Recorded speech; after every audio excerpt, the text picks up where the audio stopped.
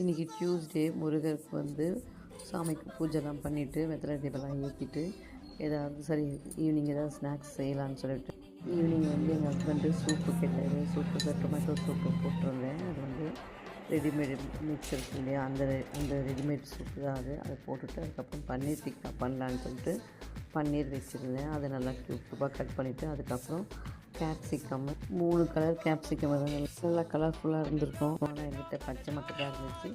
So அதுவும் அப்புறம் ஆனியனையும் வந்து நல்லா க்யூபாக கட் பண்ணி அது எல்லாத்தையும் மசாலா போட்டு நல்லா பரட்டி வச்சுட்டேன். அப்புறம் அந்த ஸ்கீவர்ஸ் இருக்கு இல்லையா, அந்த பார்பிக்யூ ஸ்டிக்கு, அதில் வந்து 1 பை 1 ஒரு கேப்சிகம், ஒரு பன்னீர், ஒரு ஆனியன் சொல்லிட்டு ஸ்டிக்கில் குத்திட்டு அப்புறம் ஒரு தவா வச்சு அதில் கொஞ்சோண்டு பட்டர் போட்டு இந்த ஸ்டிக்கை அது மேலே வச்சு நல்லா கொஞ்சம் ஸ்லிம்மில் வச்சு கொத்தி போட்டு மூடி எடுத்தேன்.